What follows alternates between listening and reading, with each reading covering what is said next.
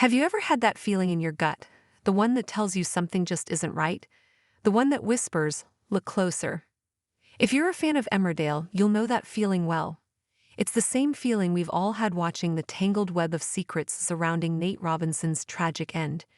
And let me tell you, that feeling just got a whole lot stronger. We've all been holding our breath, watching John Sugden expertly weave a story so tight, it seemed almost unbreakable.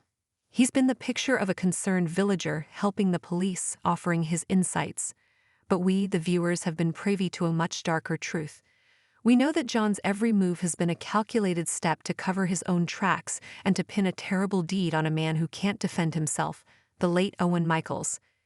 John's plan seemed so perfect, didn't it?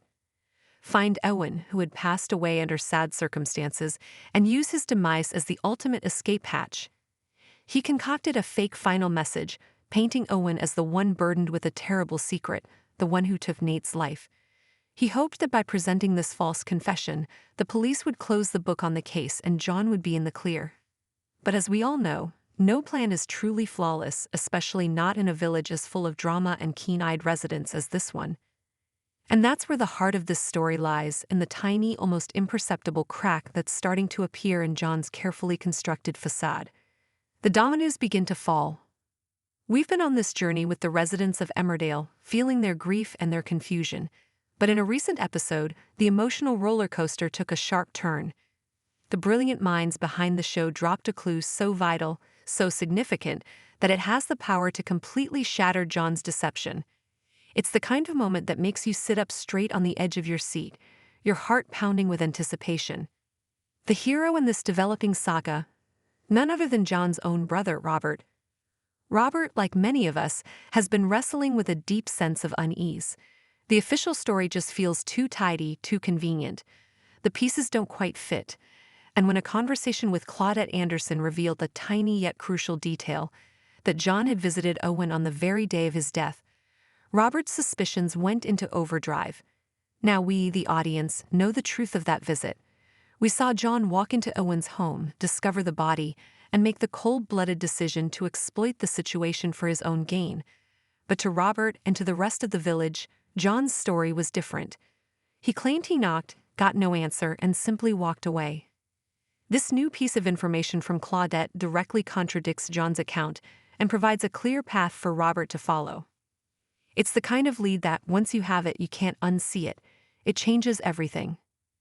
The weight of a secret.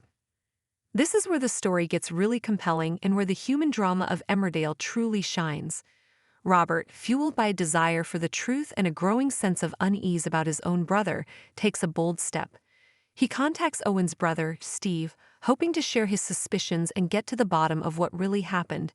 He's operating on a hunch, a gut feeling that Owen was not the monster John made him out to be.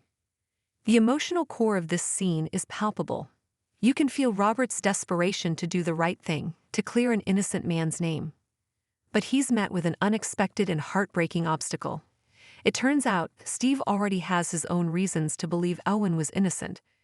He has a secret of his own, one that he's been keeping to protect himself. Steve reveals that on the day Nate was tragically taken, he and Owen were in Hull, working a job. A job that, by the sound of it, wasn't exactly on the straight and narrow. Steve is caught between a rock and a hard place. On one hand, he knows his brother is being unfairly blamed for a terrible crime. On the other, speaking to the police means exposing himself to potential legal trouble. His loyalty to his brother is at war with his own self-preservation. It's a classic soap opera dilemma, and it's one that makes us feel for him on a deep level. We understand his fear, but we also feel Robert's passionate plea. "You can still talk to them," Robert urges, his voice full of conviction. "You just leave the rest out. You have to, for your brother's sake. You have to clear his name." The crossroads of a conscience. This scene is a masterclass in tension and emotional storytelling. It leaves us with a question that hangs heavy in the air. Will Steve do the right thing? Will he find the courage to step forward and give a voice to his deceased brother, even if it means risking his own freedom? Or will the fear of the consequences keep him silent, allowing John's deception to continue to flourish?